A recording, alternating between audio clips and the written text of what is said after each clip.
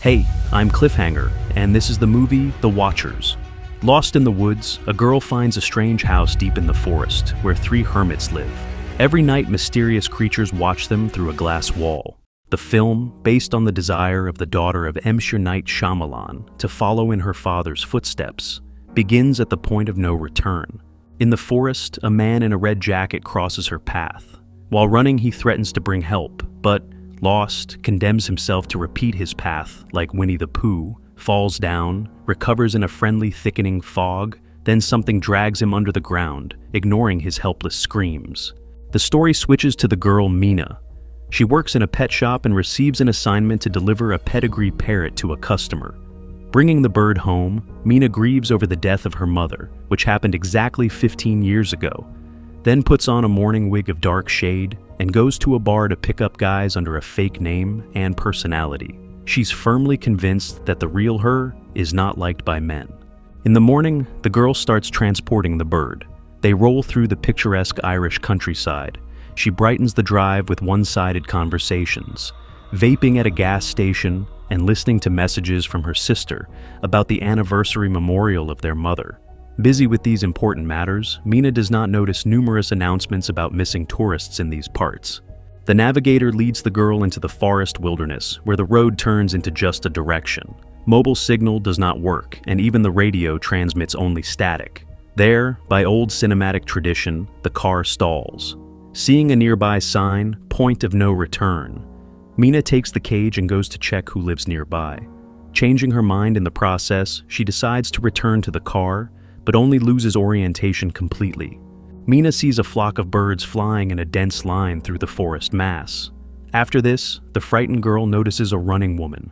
Ignoring the cries for help, pursuing her, Mina reaches a small building resembling a bunker. Frozen at the entrance, the woman tells her to run faster if she wants to survive, and starts a countdown. As soon as Mina runs inside, the woman locks the doors with bolts. Inside, there are three people. Besides the gray-haired Madeline, there is a girl and a guy named Neil. Without explaining much what is happening, the locals put the newcomer in line with them in front of the mirrored wall. They explain that now the Watchers will come. They cannot enter the building and will not do anything to them. The Watchers observe people through a one-way mirrored glass. Every night they come with the onset of darkness and leave at dawn. Mina is asked to step forward so the mysterious Watchers can evaluate the newcomer in full view. In the morning, when the mirrored wall has become just a window and the bunker door is opened, Mina takes the bird and leaves. The others, knowing she will not get out easily, let the girl go. Wandering through the forest, Mina sees among the trees a figure from which she tries to run. Coming to a cliff, she sees endless forests spread around. Soon the tired girl is found by Madeline. The woman tells her that all of them at one time tried to get out of the forest, but unsuccessfully. Long stay in it causes hallucinations. Also, around the perimeter, there are markers with the inscription, "Point of no return." From them to the shelter is half a day's journey, and there is a chance not to make it back before dark. A very useful tip that completely ignores seasonal changes in daylight duration. In the evening, Sierra dances for the Watchers, while the others watch an archaic British version of Dom 2 on a DVD player, which is ironic in context. The viewers themselves are participants in a kind of reality show for the mysterious Watchers. In the morning, people go to collect supplies in the forest. Mina goes with Sierra. Sierra tells about her husband John, who went back for help long ago. She also warns the newcomer that if you see the Watchers personally, you can go insane. Just like from binge-watching domestic TV series about rich kids, at least that's what Madeline thinks. Sierra shows Mina one of the burrows leading into underground caves where the Watchers hide during the day. It turns out she and her husband got to the bunker about 5 months ago. Later, the old-timers explain to Mina the rules. Don't turn away from the mirror, don't open the door at night, always stay in the light, and don't approach the burrows. The last of these, prompted by Sierra, the newcomer has already broken and nothing happened to her. In the evening, Mina knocks her fingers on the mirror and puts her ear to hear something outside. Not getting a result, she lies down to sleep, but immediately there is an answering knock from the other side. Madeline tells her not to move and to let herself be examined. During the day, the girl goes with Daniel into the forest to check traps. In the process, she notices in the forest fog a strange human figure. The guy has been here for 8 months. Mina finds suspicious the fact that the rules are based only on Madeline's words. She does not trust the old woman and looks for allies. She leads Daniel to the burrow so he can help her descend on a rope. Down there she finds various junk, a newspaper from April 1992, a video camera, a child's toy, and a rusty bicycle. Mina pulls the bike and the junk in its basket up with the rope and Daniel. Waiting for him to drop the rope back down, the girl hears a voice asking what she is doing there. Out of the darkness, a hand sticks out, but smoke lets Mina climb back up by the rope. Showing the finds to the others, Mina lies that she found them in the forest and not in the burrow where she saw an inhabitant of the underground. Experienced Madeline is not so easily deceived. The old woman understands the girl is lying. Daniel connects the camera to the TV, and in the evening, they set it outside to see the watchers. However, instead of them, John, Sierra's husband, knocks at the door. Madeline refuses to let him in, believing it's a trap. To dispel doubts, the old woman offers Sierra a test, to ask her husband something only he would know. John fails the test, but when the wife asks to show his face, he leans to the camera. It seems it's really him, but Sierra does not have time to open the door when something sharply drags her husband away. Then something also takes the camera, depriving the people of their outside view. Madeline orders everyone to line up in front of the mirror, which now shows a crack from a blow. The watchers are displeased. In the morning, Madeline and the others go to the burrow to throw back the things found by Mina to restore the status quo. In the underground darkness, something pulls the bicycle away. Mina is overwhelmed by flashbacks from childhood, when she was capricious during a family trip, mocking her mother. Her mother was distracted by her disobedient daughter, which led to a fatal accident. Now, Mina fairly blames herself for her mother's death, and fears communicating with her sister, who saw everything with her own eyes. In her free time, the girl spends it usefully. She studies the forest, drawing a map of the surroundings with the marker signs. She fixes the obtained knowledge on the floor of the shelter. One day, Mina notices that Sierra, shortly before dark, went to the burrow longing for her husband. She wants to jump down. From the sad thoughts, the girls are distracted by Madeline's scream. Daniel attacked her and tied her up to leave in the forest for the night. Daniel runs away, Sierra runs after him, and Mina stays to untie the woman. Reaching the bunker, they see the door closed. The guy locked himself inside and doesn't want to let them in. Understanding that persuading him won't work, Madeline leads the girl to a hidden cache opposite the bunker. While Daniel and Sierra stand together in front of the mirror, waiting for the watchers, hiding in the cache, Madeline and Mina see how from the forest appear creepy creatures. They stand by the trees watching through the observation window in the bunker, where only 2 people can be seen instead of the usual 4. Carefully counted, they scatter to look for the missing ones. Using the moment, Madeline and Mina run to the door. They persuade Daniel to break the rules and open it. Mina tells about her mother's death, caused by her fault, to gain his trust and press on his guilt. The pressure works. They are let in. Madeline understands that breaking the rules will have consequences and orders to line up near the mirror.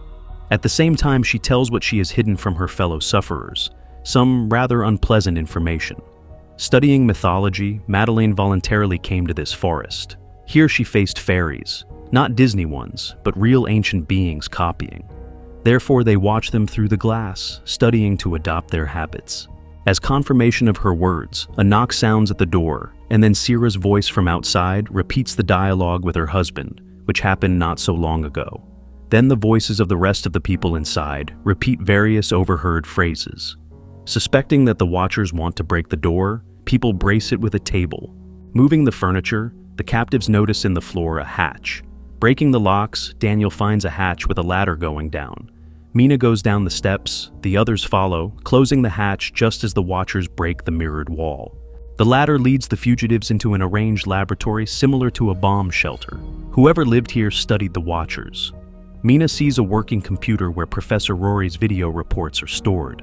The scientist tells not only about how he studied the watchers, but also about how he built the fortified bunker, hiring poor workers from different towns and then sacrificing them to the monsters outside. The professor managed to catch one of the creatures in a cage. Mina opens the last video to learn that the scientist became attached to the captive fairy and then decided to kill her and himself. In conclusion, the professor says he left near one of the signs a boat on the river. One can get out of the forest by following the direction of the bird's flight. In case of success, he asks to destroy his remaining research at the university. The people decide in the morning to set out.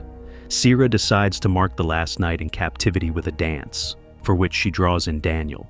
In the process, he tells of his cruel father, who beat him.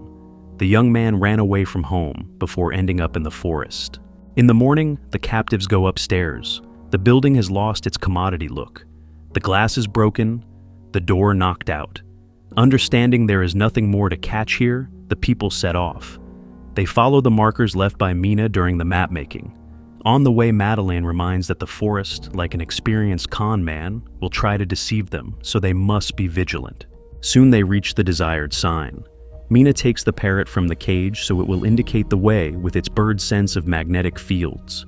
The bird obediently flies ahead, leading the bipeds. They reach a stone graveyard with images of mythical fairies. Madeleine recalls a historical legend in which the monsters lost a war with humans, remaining prisoners of this forest. The walk ceases to be pleasant when it starts to rain. Oncoming, they meet a flock of birds leaving the dangerous surroundings for the night. Already dark, and the fairies climb out of the burrows. The people reach the riverbank and find the boat left by the professor. They run to it when Daniel is called by name. John asks for help. The women do not notice how the boy has fallen behind. He drags out of the forest a wounded John, who in fact turns out to be a fairy taking his form. The monster kills the young man right before their eyes. The women sail away, and then the creature assumes his shape. The boat floats all night along the river. Waking up in the morning, Mina sees a bridge over which a bus is driving. Waiting for the next one, the women ask for a lift, still not believing they managed to escape. Getting home, Mina takes a shower and remembers the past. Not how she mocked Brad Pitt, but the car accident with her mother. The next day, Mina goes to the university presenting herself as Professor Rory's niece. She collects his notes. On one of the tapes, the scientist tells that besides pureblood fairies, there existed half-breeds, hybrids with humans also able to change appearance and even pretend to be hoses, that is, objects.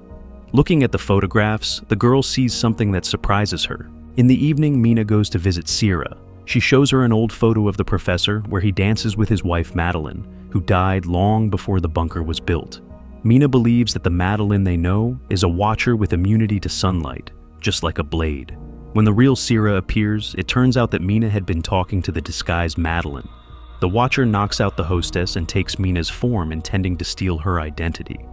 The girl convinces her that in fact, she is not just a fairy, but a human hybrid, hence the ability to withstand sunlight, the tendency to compassion, and the fact that the other monsters do not accept her as their own. Yielding to persuasion, the watcher involuntarily changes form, then grows back the wings long lost by her people and flies away. After this, Mina reconciles with her sister, telling everything that happened. She admits she believes Madeleine secretly watched over her by changing appearance. The camera slowly floats out the window, showing the girl standing outside, the transformed Madeleine, like her kin, watching Mina. On this, the film ends. If you want to see more videos like this, leave a like and subscribe. That helps my channel a lot. See you.